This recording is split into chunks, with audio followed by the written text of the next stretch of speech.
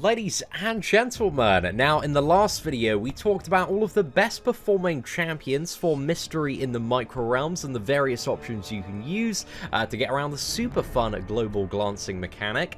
So if you need that information, man, or just want to check it out, a link to it will be at the top of the comments section and also the description of this video. But what we're going to do in today's video now is take it quest by quest and break down all of the chapters, have a look at the easiest paths, kind of talk you through what to expect, so you've got a full idea of kind of the scope of Mystery in the Micro Realms. Now, the comparative difficulty of Variant 2 is actually a fair bit easier than the first variant, but it's still a little bit harder than kind of like Act 5 content, so if you still haven't done Act 5 100%, that is something to probably focus on before doing this.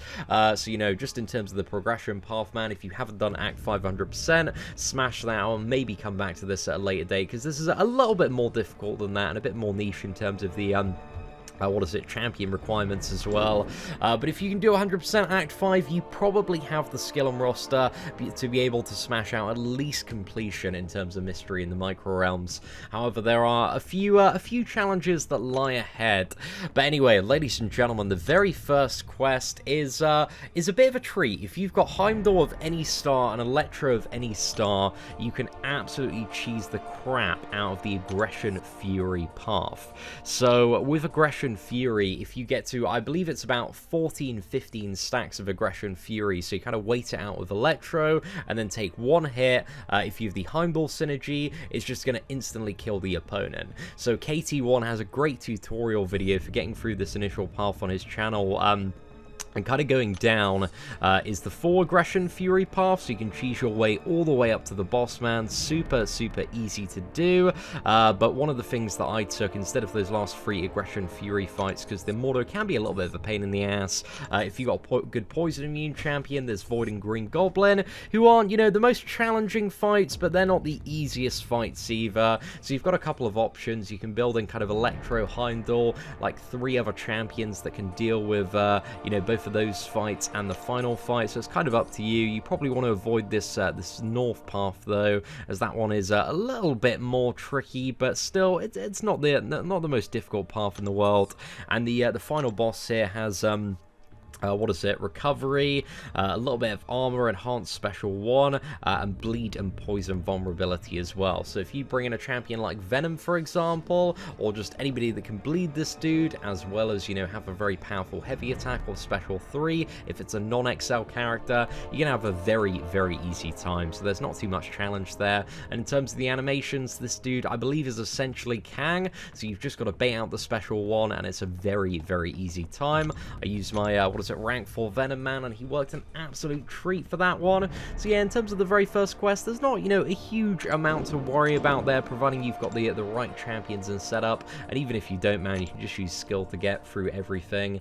And then we have 1.2. Now 1.2 is a bit of a treat, because you open it up and you're like, oh man, this path looks really horrible. You've got Mephisto, Nightcrawler, Darkhawk, Domino, but then you open up the nodes and you see dash vulnerability. So all of these champions take 200% more damage, so it makes them significantly easier, boys. Much easier to deal with. So that's pretty much all you've got to deal with in terms of this one. So you've got dash vulnerability, Black Widow, Hood, Mephisto, Nightcrawler, Darkhawk, and then Domino. But all of those fights are going to go down very quickly. So just make sure you bring somebody with a decent amount of damage in terms of physical for Darkhawk, and doesn't necessarily, you know, rely on using special attacks there. But even if you're using somebody like Captain America Infinity War, you can still get it down. Like, this one really isn't too much of a problem at all. Like, again, these opponents are going to die very quickly, but Domino's incredibly good for that Nightcrawler as well, and Archangel will work for about half of these fights, so a lot of value there from the heavy attack champions, but any XL champion should work quite nicely. And then you've got the boss, who is essentially Cyclops, so it's basically Cyclops with an unblockable special 1, so providing you're used to evading Cyclops' special 1, you're not going to have too much trouble on that boss there. And that's 1.2 down, so, you know, that's not too bad to deal with, man. Looks a little bit scary, but again, that dash vulnerability just makes it very easy. And then we've got 1.3, so this one looks like a lot little bit of a pain in the ass, and it's much, much easier if you've got Hulk Ragnarok. So you got this first Archangel who's got poison, and this chapter as well has a special node that kind of buffs all the Hulk champions. So whenever you use a special attack, it's going to give Hulk, Red Hulk, or Hulk Ragnarok a Fury and Unstoppable buff, and the duration and potency of these buffs are increased by the level of the special attack they use. So this is a great chapter. You just want to bring out Hulk Ragnarok ideally, man, because he's so incredibly good for this middle path. And you're also going to see like a Starburst here as well. So if you've got Hulk Ragnarok, you can just absolutely face roll the Iceman here, the Corvus, the Iron Fist, and the Diablo. The Kamala Khan is a poison one as well, so you just got to make sure you're bringing in those Hulk characters. But yeah, really, really easy to do. If you don't have the Hulk Ragnarok, this Iceman's going to be a little bit more annoying because you are going to take a fair bit of damage there. But Hulk Ragnarok, he's the cheat code to the short path on this one, man. And you definitely don't really want to have a look at that long path, man, because you got like Thing, Domino, Symbiote Supreme, and Miles, so it becomes a little bit more annoying to deal with there. So yeah, definitely take the short path, man, and just bring in a Hulk champion so you can access that gate. And then the final boss here is Magneto. So this Magneto is a little bit annoying, but what I used was OG Hulk for this Magneto, because he's got 200% power gain, and also you've got the Fury from Hulk, and also the additional Fury from the node, so it makes his stun a fair bit longer. So what you can do, if you play OG Hulk, just the regular version of him, is you can use the special one, get a double medium, and then you can do a medium, double light, medium, so essentially like a 4 combo, a bit of a shortened one, and then get a full 5 combo on. So out of 1 stun off the special one, and you've got a very good chance to stun 85%, you can just keep it going and going and going, man. So I stun locked this dude for 200 hits. Was really, really easy to deal with. But alternately, you know, he's just got enhanced power gain and also special 2 bias. So Quake, Archangel, anybody with like a really big heavy attack, Domino as well, is just going to be an absolute godsend there. Hyperion should work reasonably well as well. But there are a lot of different options for this Magneto, man. But the power gain is just a bit of a pain in the ass. But if you can stun lock Seatin with OG Hulk, then it's a really, really good time. But there we go, that's all for Chapter 1. And then moving on to Chapter 2, I would say is probably the most annoying of the bosses I found personally. Some of the last Yellow Jackets are a little bit annoying as well, but this one is a bit of a pain in the ass. And don't worry about the champion-specific node here. There's a bit of a bonus if you bring in Juggernaut, Rhino, or Abomination, but it's not really worth bringing in any of those champions over top options, at least in my opinion here. So you want to make sure in this one you've got at least 1 Mystic champion. So if you don't have any other Mystic, man, you might just want to bring in Juggernaut just to kind of unlock this middle path here, because it's by far the easiest one. It has the breakthrough node and also 50% increased power gain, but only really the Cable is a little bit annoying on this path, and you are at the final boss like Black Bolt, Venom the Duck, Carnage, and Night Thrasher are all fairly straightforward opponents to fight there. And then you've got this boss, man, which is probably the most annoying boss to fight, at least I found yesterday. So basically, this dude is just a stun immune Spider-Man with like a 30% chance to evade. So ideally, you want to heavy counter him as soon as he uses his heavy attack. You want to like dash back and throw your heavy, and this can work really well with like Night Thrasher, Archangel as well. Unfortunately, Venom does not, although this champion does have the same abilities and animations as Spider-Man, he doesn't counter the evade there, but you just want to use like a strong heavy attack champion and kind of get into the rhythm of heavy countering him, and you should have an alright time there. But he's just a bit of a pain in the ass, man. But he doesn't have above 200k health, so he's not the absolute worst, but he's definitely one of the most annoying fights to deal with throughout your journey to completion there. So just bear in mind, this dude's gonna suck, but Archangel and Night Thrasher and Domino and anybody with a really good heavy attack is going to be a great option if you can get into the rhythm of heavy countering there.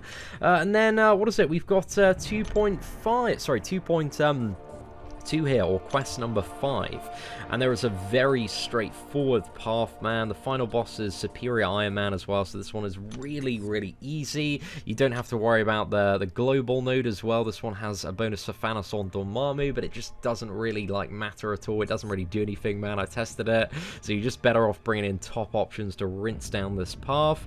And you got Thor Ragnarok, Angela, Ultron, Proxima Midnight, Crossbones, and then Superior Iron Man. And this Superior Iron man just has enhanced regeneration, which doesn't really like make his overload insane as it is, but you can use like Venom to nullify it, Archangel to completely shut him down. He's got Oscillate as well, a bit of Limber, so heavy attack champions are going to be somewhat limited, but again, he's just really, really easy to deal with, so there's just not really, you know, if you've made it this far, you're not going to have any trouble when it comes to that quest. That one is tremendously straightforward.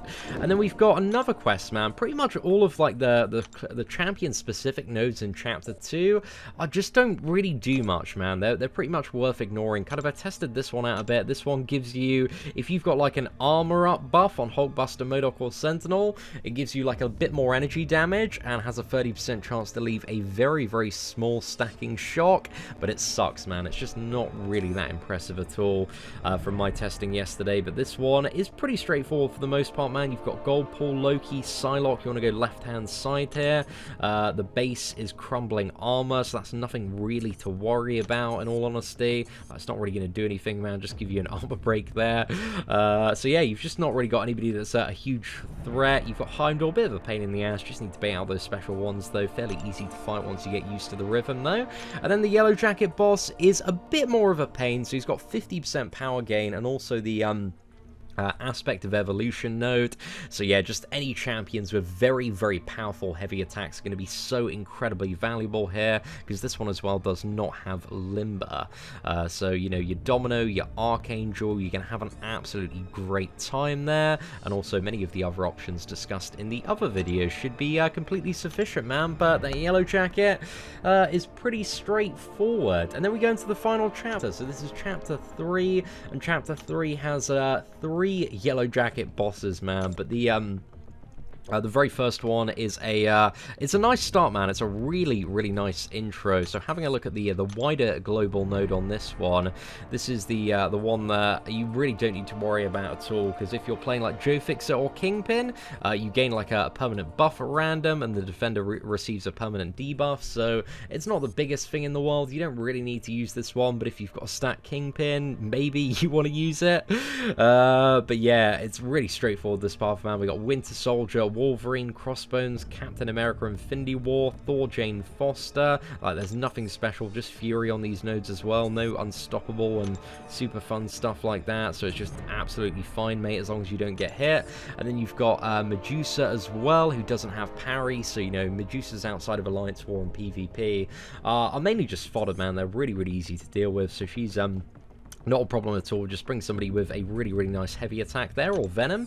And then you've got the Yellow Jacket boss, and the Yellow Jacket boss has 100% cornered, so something you maybe need to be aware of if you're bringing in Archangel. He's going to have a little bit more power gain, but this one doesn't have aspect of evolution. He does have Limber, so your heavies are somewhat limited, but, you know, you can still get a lot of damage, man. A lot of damage on these final Yellow Jackets, even with champions like Archangel, Captain America, Infinity War, Hyperion, Domino. You can get them down, you know, a good 50 to maybe even 100% if you have a really, really good try.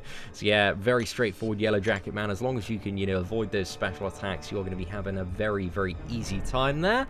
And then we've got what is it? 3-2 there. So quest number 8, boys. We are flying along. As you can see, in comparison to the first variant, man, if you've done this, it's all pretty straightforward stuff, just comparatively speaking. However, looking at the next one's like a little bit of a pain in the ass, man. I would say for some people this is probably going to be the most annoying, but even then, it's just not even that bad. So having a look at the path that you want to take, this is the King Groot and Groot chapter. So if you've got a very stacked King Groot, it's actually quite beneficial if you want to bring in King Groot for this path, because whenever you regen, you're going to put a poison on the opponent, and that's going to increase all the damage they take by 200%, plus deal the poison damage as well, man. So King Groot actually hits very, very hard in this one with the poison vulnerability node. So if you've got him awakened at a decent rank, you might as well chuck him in the team here. But you want to take the Vulture, the Spider-Gwen here. Venom could be really good for the Spider-Gwen because he'll completely ignore her evade if you don't have anybody else. But you really just want to, you know, parry heavy attack. That's going to sort it out for most champions. Archangel, Domino, Cap, Infinity War, you know, there's a tremendous amount of value there. And then you've got Civil Warrior, Sabretooth as well, again with Poison, Vulnerability, Brute Force as well. So Brute Force is mainly the only thing where you might take a little bit of damage here if you mess up. Another Red Skull as well, so Red Skull's a little bit of a pain in the ass, but if you bring anybody with Armor Break or just can get him down on some good heavy attacks, that's going to be fine. Like even Archangel Man works really, really well for Red Skull. And then you've got, what is it, Starknot, Spider-Man, Domino, Archangel. Like, there are plenty of really, really great options for that lad. Very, very straightforward start there. And then you've got the Yellow Jacket final boss. Now, both of the final Yellow Jackets have encroaching stun, but this one as well does have poison vulnerability. So if you want to bring in like King Root for this as well, man, it'll work. It'll get the job done. You'll be dealing a fair bit more damage. But the encroaching stun is every 20 seconds. Yeah, you're going to become stunned for 3 seconds unless you are performing a special attack. So this one, it takes a little bit of getting used to, man. And with like non-large champions, you're going to have to like throw that special attack, because it's a case of when that timer expires, you might as well throw a special attack if you've got one, because if you don't, you're going to get stunned and die. But this is a node that definitely takes a little bit of getting used to, but once you're used to it, man, you're going to have a very, very easy time. But don't be afraid that the timer's going to, you know, catch you off guard a few times, because I don't think there's been much of this node knocking about so far outside of like top tier Alliance Quest to practice on. So, you know, you're going to get used to it, man, but it's not the worst node in the world, and you've definitely got, you know, guaranteed 20 seconds of dealing damage there, and you just have to get used to the timing. And then we get to the final chapter, which by all standards, man, is an absolute treat. This chapter is so beautiful because it has this crazy node for Venom, Venom Pool, Venom the Duck, or Thing. Whenever the attacker for one of those 4 champions activates a buff or debuff, it's doubled. So you get double bleeds, double buffs, and it's just crazy, man. It makes Venom very, very OP. Added on top of that, the easy path has bleed vulnerability, so everybody is going to take 200% more damage as well. Just makes it an absolute walk in the park, lads. It's so crazy. If you bring Venom into this, you're going to be having a really, really great time. But also Blade as well is a really, really good option for a lot of this stuff. But you've got Hood to deal with, you've got Symbiote Spider-Man as well. Again, all bleed vulnerability. You do need to be a little bit careful with the Bane node as well, that you get some good transfers over. Blade's going to be very valuable as well when you come to the Mephisto fight, but again, if you've got Venom, he can still do that fight as well. But if you just parry and heavy attack on Blade, you're going to be having a great time. And then we got Mordo and Hela, so if you've got the Blade synergy, another good couple of matchups, Venom can still deal those very, very nicely. And then you have the final Yellow Jacket, who is pretty much the same as the previous Yellow Jacket. The only difference is this one doesn't have the poison vulnerability, so as long as you can dodge that special one, man, you're going to be having a really, really great time. You've still got the encroaching stun node as well, so hopefully you had a bit of practice on the first Yellow Jacket. You're a little bit more used to that node now, but that's it. That's completion, lads. So very, very straightforward in comparison to the very first variant.